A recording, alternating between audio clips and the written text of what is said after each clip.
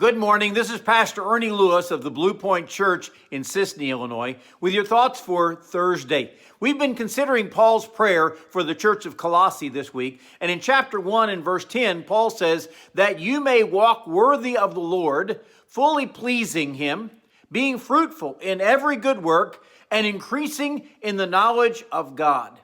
This comes on the heels of the verse about having the knowledge of his will with wisdom and spiritual understanding, being able to not only understand it, but to live it. So if we have the knowledge of his will and we have the wisdom to apply it, then we will seek to walk worthy of the Lord. Now, certainly we can't walk in a manner that was worthy of Jesus' sacrifice. He is not saying that. His atonement brought us to the Lord by his crucifixion and by that awful death on the cross. That cannot be repaid, and we cannot be worthy of it. It is simply given to us by God's grace. But Paul calls in Ephesians chapter 4 and verse 1, saying, walk worthy of your calling. In other words, living holy lives to which God has called us and called us out of this world to believe and follow him. In Romans chapter 8 and verse 29, the Bible says, and God has predestined us to be conformed to the image of his Son. That is our calling, all right? Walk worthy of that calling. A true knowledge of God's will should cause us to walk more conformably to it. And he says, fully pleasing him, which should be the goal of every believer anyway. In 1 John chapter 3 and verse 22, the Bible says, and whatsoever you ask, you receive of him because you keep his commandments and you do those things that are pleasing in his sight. Interesting, isn't it? Our prayer life and the answers to those prayers are dependent upon our living to please him. Even our faith is dependent there. The Bible says in Hebrews 11:6, without faith, it is impossible to please him.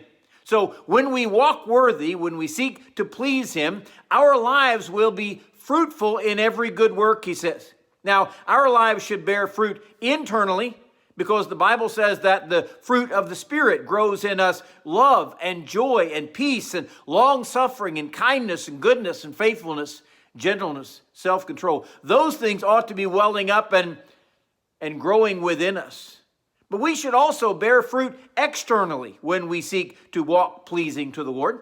Some of those actions might be our service or our giving or our caring for others. Actually, it ought to show in multiplying believers. I really think that's fruit. If you were to look at a tree growing out here, what kind of fruit would you want?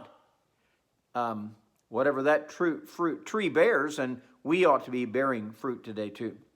Paul says, my prayer for you is that you walk worthy of your calling out of this world by the Lord into his family, and that you live a life that is fully pleasing to him, which should bear fruit in everything that we do, bearing fruit around us and bearing fruit within us. And then he says, I'd love for you to increase in your knowledge and in your faith.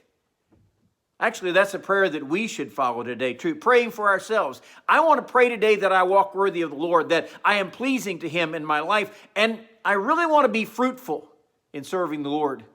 And by the way, I'd like to continue growing and increasing in the knowledge of God, just as Paul prayed for the church at Colossae.